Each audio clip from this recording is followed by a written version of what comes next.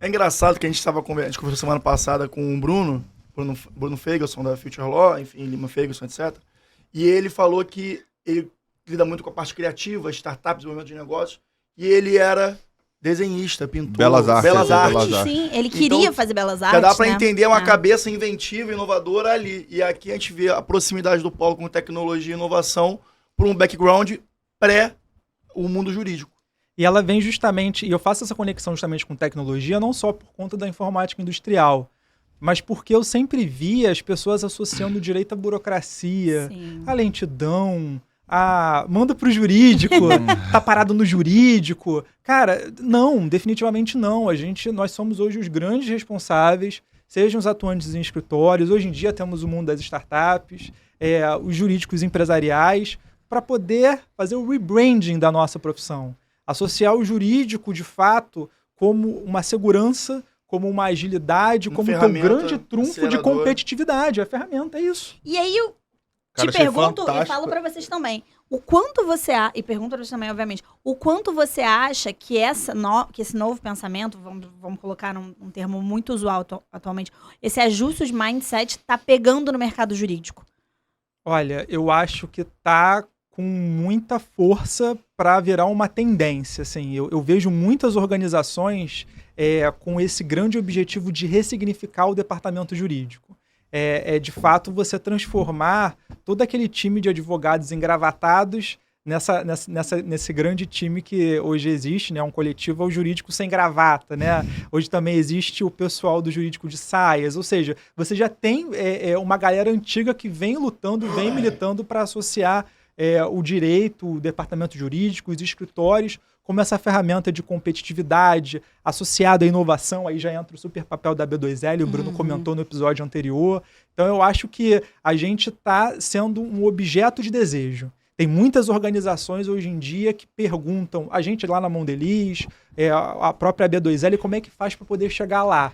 Isso é muito legal, ver as pessoas querendo mudar o status quo. Não só empresas, mas escritórios também, o que é muito importante. A gente está junto, unido, até porque o departamento jurídico não sobrevive sem um bom escritório parceiro de negócio ali do lado. Com certeza. E hoje em dia a gente tem as startups também nos ajudando nesses desafios. Então, estamos todos nós caminhando nessa direção. Eu acho que esse rebranding da advocacia que você falou é perfeito. A gente está muito nesse momento, eu acho. É isso. Entre o choque da advocacia tradicionalista, daqueles conceitos mais antiquados, mas que ainda existem, principalmente em grandes bancas de advocacia, versus a galera que está chegando e está vendo que o mundo mudou um pouco, que tecnologia não precisa nem falar, é uma coisa que você não tiver presente no seu escritório, no seu departamento jurídico, você está fadado ao fracasso naturalmente. Então, acho que ter essa visão é muito importante para o sucesso da continuidade na advocacia, seja jurídico interno, seja jurídico externo. Você sabe que eu até gosto um pouco hoje em dia, e eu escuto com uma leve frequência das pessoas se surpreendendo quando eu falo que eu sou advogada, e quando eu digo o que eu faço.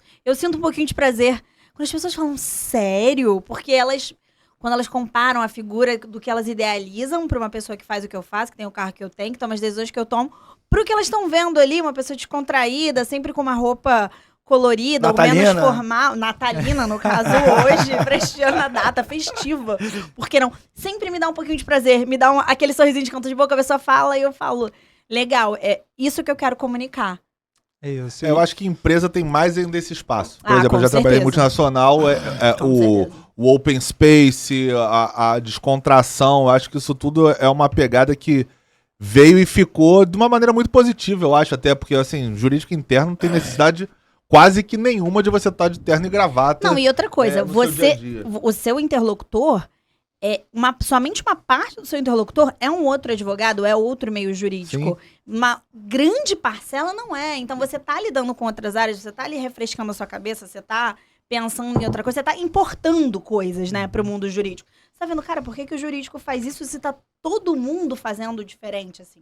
A gente, às vezes, parece que tá em 1930. Mas eu acho que, assim, o grande desafio do advogado, seja externo, seja interno, é ele não travar o modelo de negócio do cliente dele, seja da empresa para quem ele trabalha internamente, ou até mesmo do externo, para entender como é que funciona o mecanismo, o modelo de negócio da empresa que ele está advogando para auxiliar ali como jurídico. Pega muito bem com o gancho, acho que vocês podem tratar, que vocês estavam falando aqui, a gente sempre faz um podcast antes do podcast, tá? Que a gente sempre fica aqui horas conversando, horas não, mas pelo menos uns 40 minutos antes de começar.